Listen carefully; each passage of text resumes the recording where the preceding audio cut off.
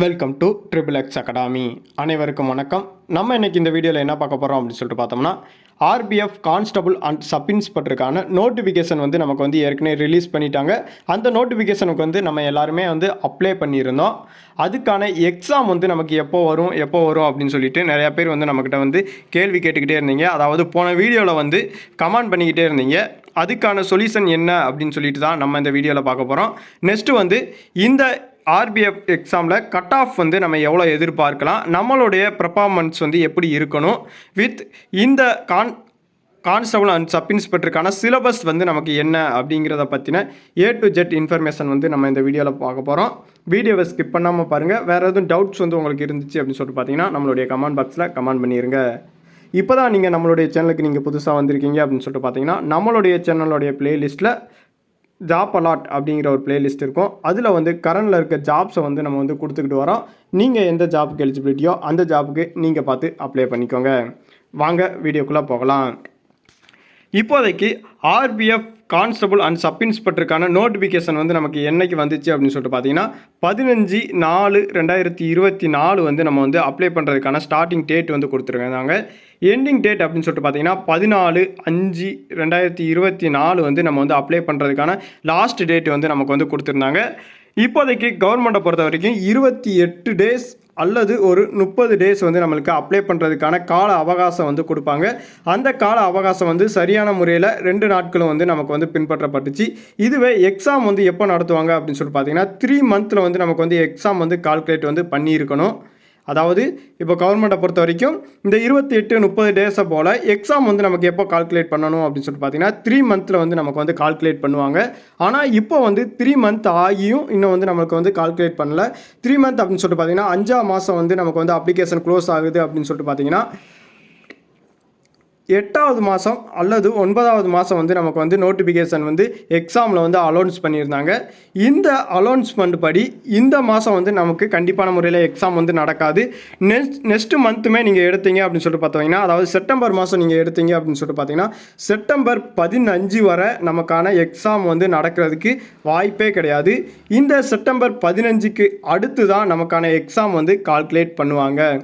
இந்த admit card நம்ம எப்போ டவுன்லோட் பண்ணிக்கலாம் அப்படின்னு சொல்லிட்டு பார்த்தீங்கன்னா, இப்போ செப்டம்பர் 26 தான் நமக்கு எக்ஸாம் அப்படின்னு சொல்லிட்டு பார்த்தீங்கன்னா 4 டேஸ் அல்லது 1 வீக் இந்த 2க்குள்ளே தான் நமக்கான அட்மிட் கார்டு டவுன்லோட் பண்ணுறதுக்கான லிங்க் ஆக்டிவேட் பண்ணுவாங்க. நீங்கள் எல்லாருமே அட்மிட் கார்டு வந்துருச்சான்னு சொல்லிட்டு நம்மளுடைய குரூப்லேயுமே நீங்கள் அதிகமான மெம்பர்ஸ் கேட்டிருந்தீங்க.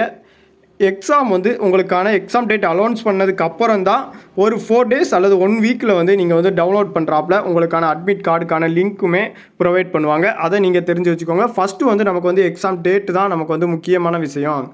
இந்த எக்ஸாம் டேட் நமக்கு 14க்கு மேலே தான் நமக்கான இந்த எக்ஸாம் டேட் ரிலீஸ் பண்ணுவாங்க. அதாவது செப்டம்பர் 14ஆம் தேதிக்கு மேலே தான் நமக்கான எக்ஸாம் இருக்கும். இந்த காலத்தை நீங்கள் நல்லா பிரயோஜனமாக பயன்படுத்தி கொள்ளுங்கள்.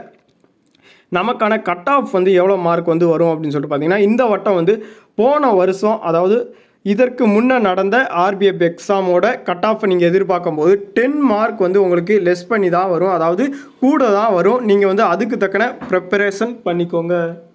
இப்போ நீங்கள் எடுத்தீங்க அப்படின்னு சொல்லிட்டு பார்த்தீங்கன்னா, இந்த மாதம் என்ன சிலபஸ், இப்போ கான்ஸ்டபிள் அப்படின்னு சொல்லிட்டு எடுத்திங்கன்னா மேக்ஸ் நமக்கு கேட்குறாங்க. மேக்ஸ், ரீசனிங் வித் ஜிகே இந்த 3 டாப்பிக்கில் நமக்கு கான்ஸ்டபிள் எக்ஸாமுக்கு கேட்குறாங்க. நீங்கள் மேக்ஸ் எடுத்த வரைக்கும் 35 மார்க் தாராளமாக இந்த மேக்ஸ் கொஸ்டினில் நம்ம ஸ்கோர் பண்ணலாம். அதுவே ரீசனிங்லேயுமே நீங்கள் 35 மதிப்பெண்கள் ஸ்கோர் பண்ணலாம். நெக்ஸ்ட் ஜிகே 35க்கு மேலே தான் நம்மளால் ஜிகேயில் ஸ்கோர் பண்ண முடியுமே தவிர 35க்கு கீழே போகிறதுக்கு அதிகமான வாய்ப்பு கிடையாது.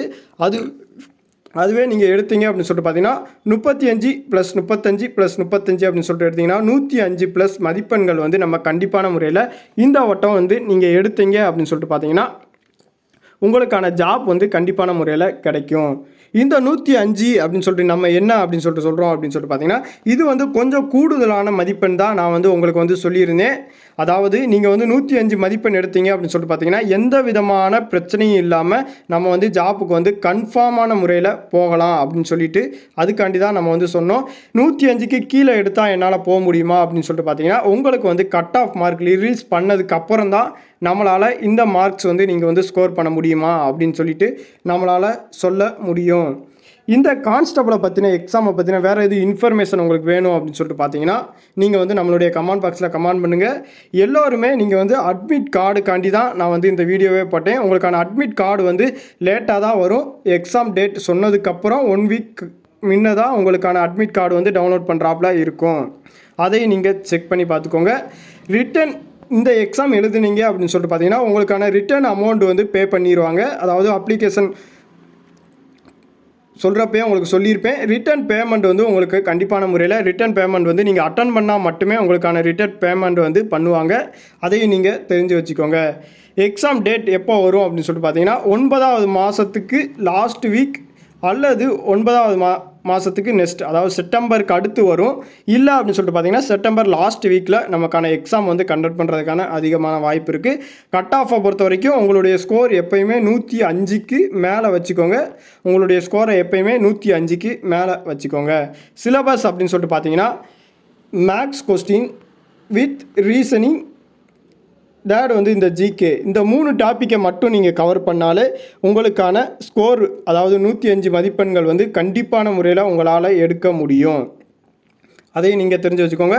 அட்மிட் கார்டு வந்து உங்களுக்கு வந்து 4 டேஸ்க்கு முன்னே வந்து டவுன்லோட் பண்ணிக்கலாம்.